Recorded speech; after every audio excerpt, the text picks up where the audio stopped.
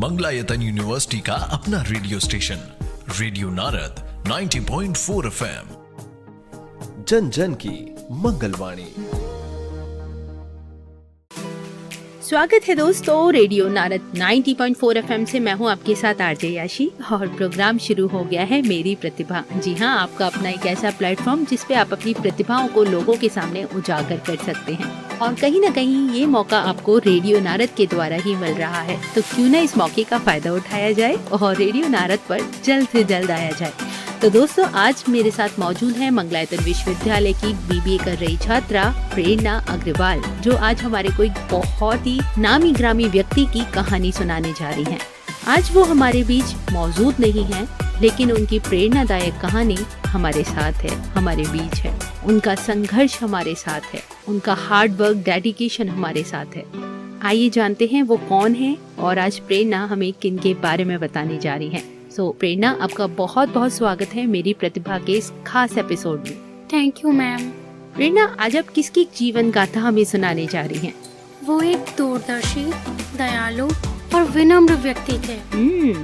उन्होंने अपने मूल्यों, शांत शक्ति और विनम्रता से दूसरों को प्रेरित किया। जी, मैं बात कर रही हूँ एक उद्योगपति, एक व्यावसायिक महान व्यक्ति जिनका नाम है रतन टाटा जी। हो ग्रेट, आज आप बिजनेस टाइकून रतन टाटा जी के बारे में बताने वाली हैं। जी हाँ दोस्तों। तो चलिए देरी किस बात की, शुरुआत करते हैं उनकी जीवन याचना से। उनकी जीवनी कैसी रही, उनका जन्म कहाँ हुआ, उनका व्यक्तित्व कैसा था, कुछ इसके बारे में बताएं। रतन टाटा जी एक दूरदर्शी, दयालु और विनम्र व्यक्ति थे। उन्होंने अपने मूल्यों, शांत शक्ति और विनम्रता से दूसरों को प्रेरित किया। रतन टाटा जी ने टाटा समूह में नैतिक नेतृत्व का प्रतीक स्थापित किया जी, और अपनी नैतिकता, करुणा और दृढ़ता से दुनिया भर के लोगों को प्रभावित किया। रतन टाटा जी के व्यक्तित्व को विशेषता से जानने के लिए उनके दूरदर्शी स्वभाव को जानते हैं। रतन टाटा जी ने हमेशा टाटा समूह को नए दिशाओं में आगे बढ़ाया और उन्होंने वैश्विक स्तर पर कंपनी की पहचान बनाने में महत्वपूर्ण भूमिका निभाई। ओके। इसी के साथ रतन टाटा जी सादगी से जीवन व्यतीत किया और अपने कर्मचारियों के साथ भी एक अच्छा संबंध बनाए रखा। मैं उन्हीं महान व्यक्ति के बारे में बात कर रही हूँ जिनका जन्म 28 दिसंबर 1937 में महाराष्ट्र के एक प्रसिद्ध शहर बॉम्बे में हुआ, जिसे आज के समय में मुंबई के नाम से जाना जाता है। वह एक पारसी परिवार में जन्मे और पले बड़े और उनका पालन पोषण उनकी दादी के जरिए हुआ। ओके प्रेरणा, क्या आप उनकी शिक्षा के बारे में भी हमें कुछ बता सकती हैं? उन्होंने कैंपियन स्कूल मुंबई, कैथेड्रल और John Connon school Mumbai, Bishop Cotton school Shimla और रिवरडेल कंट्री स्कूल न्यूयॉर्क में पढ़ाई की। ओके। वहीं उन्होंने कॉर्नेल यूनिवर्सिटी से आर्किटेक्चर में स्नातक की उपाधि प्राप्त की। साथ ही उन्होंने इंजीनियरिंग की पढ़ाई भी की थी। जी प्रेरणा, वहीं मैंने सुना है कि उनके जीवन में बहुत अधिक कष्ट का सामना उनको करना पड़ा। क्या ये बात सत्य है और किस तरह के कष्ट उनको भोगने पड़े थे? रतन टाटा जी ने अपने जीवन में कई कठिनाइयों का सामना किया, जिनमें उनके माता पिता के बीच अलगाव और अकेलेपन का अनुभव शामिल था, जिसकी वजह से जब वे 10 साल के थे तभी उनके माता पिता अलग हो गए थे और इसी की वजह से उनकी दादी नवाज बाई टाटा ने उनका पालन पोषण किया। ओके, तो कहीं ना कहीं कह सकते हैं कि बचपन से ही उन्हें अपने परिवार में दुखों का सामना करना पड़ा। जी मैम। तो इसी के साथ जानते हैं रतन टाटा जी के और व्यक्तित्व के बारे में। रतन टाटा जी को जानवरों, खास तौर पर कुत्तों से प्यार करने के लिए जाना जाता था। रतन टाटा जी ने जीवन भर पशु कल्याण की वकालत की। टाटा समूह के मुख्यालय बॉम्बे हाउस में टाटा जी ने सुनिश्चित किया कि आवारा जानवरों को अच्छी तरह से सुसज्जित कैनेल तक पहुंच मिले और उन्हें परिसर में स्वतंत्र रूप से घूमने की अनुमति हो। रतन टाटा जी की अंतिम परियोजना मुंबई में 24 घंटे आपातकालीन देखभाल प्रदान करने वाला एक अत्याधुनिक पशु अस्पताल बनाया, जिसका उद्घाटन 2024 के मध्य में किया गया। लेकिन प्रेरणा, क्या आप उनकी बिजनेस के बारे में हमें बता सकते हो? After all one of the famous business tycoon के नाम से रतन टाटा जी जाने जाते थे, तो उनके बिजनेस की शुरुआत कैसे हुई और उनकी शिक्षा दीक्षा तो अलग क्षेत्र से रही, तो उन्होंने बिजनेस में कैसे अपना नाम बनाया? रतन टाटा जी भारतीय उद्योगपतियों और परोपकारी के प्रमुख परिवार के सदस्य थे। जिन्होंने देश के अधिकांश औद्योगिक प्रतिष्ठानों और प्रथाओं का अग्रणी होने का श्रेय दिया जाता है। उनके परदादा जमशेदजी टाटा ने 1868 में टाटा समूह की स्थापना की थी। इस क्षेत्र के तहत कारोबार, जिसमें टाटा स्टील भी शामिल है, ने 1947 में भारत द्वारा ब्रिटिश शासन से स्वतंत्रता प्राप्त करने पर महत्वपूर्ण राष्ट्र निर्माण की भूमिका निभाई थी। बाद में टाटा समूह का विस्तार रतन टाटा के चाचा JRD टाटा ने किया।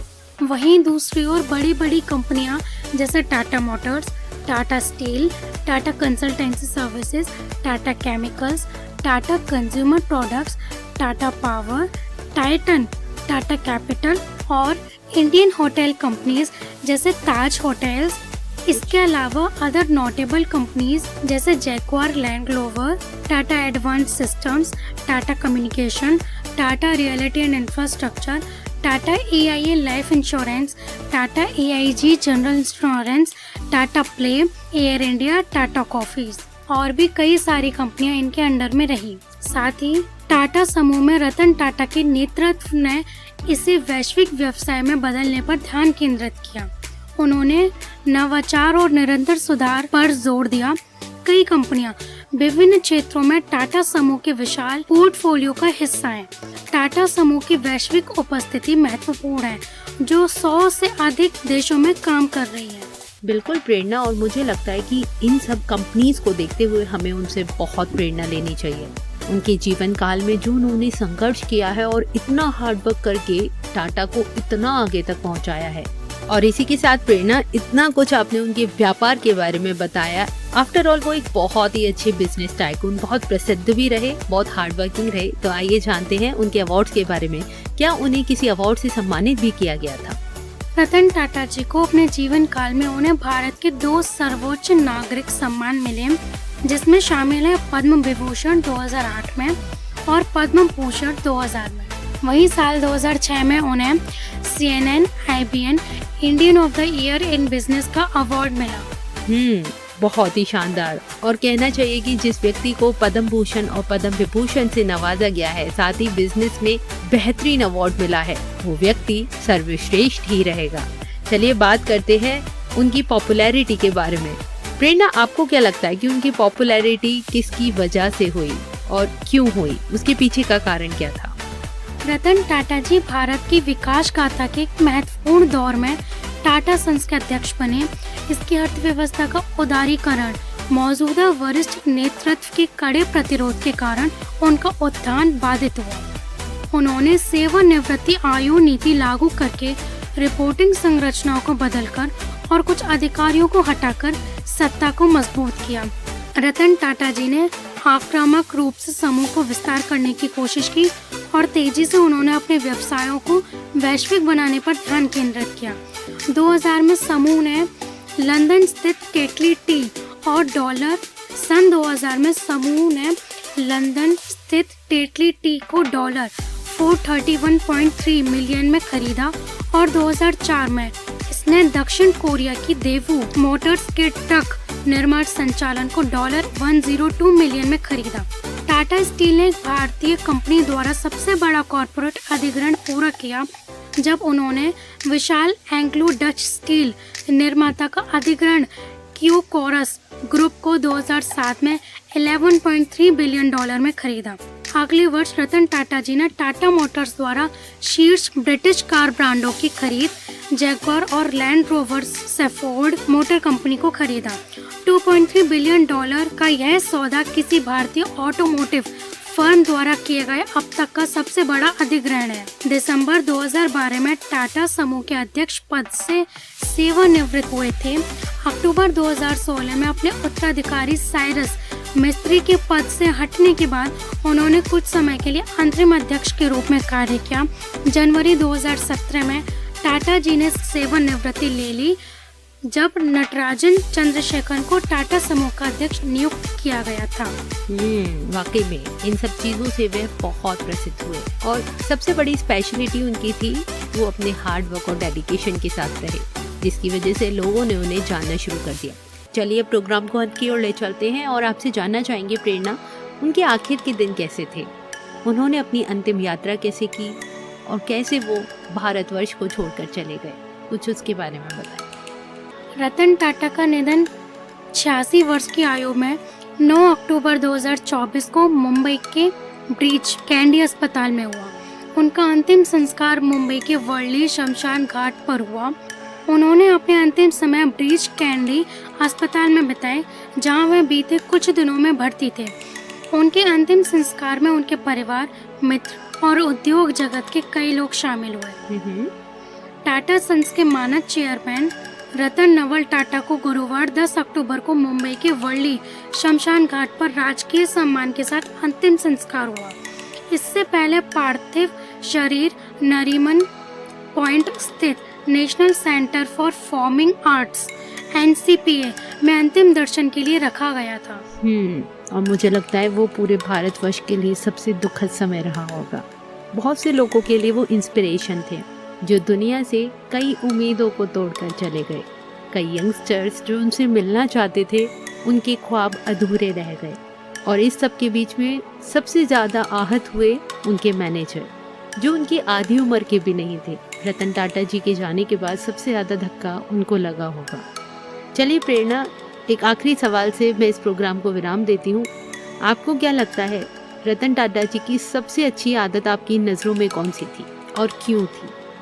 रतन टाटा जी के व्यक्तित्व की सबसे अच्छी आदत जो मुझे लगती है वो है उनका दयालुपन, उनकी विनम्रता, उनका दयालुपन, उनका सरल स्वभाव, सादा जीवन, उच्च विचार। उनके विचार कितने उच्च थे, कितने नेक थे, लेकिन उनका जीवन उतना ही सादा, उतना ही सरल। ये विचार उनमें क्यों अच्छे लगते हैं? क्योंकि पुरस्कार जिन्होंने हासिल किए हैं, इतनी उपाधि उनको दी गई है और उन्होंने इतना सब कुछ हासिल किया, उसके बाद भी उन्होंने सरल जीवन अपना बनाए रखा, उच्च विचार उन्होंने बनाए रखे। इसीलिए वो मेरी नज़रों में बहुत महान है और आज भी मैं उनको फॉलो करती हूँ, उनके पथ पर चलना चाहती हूँ।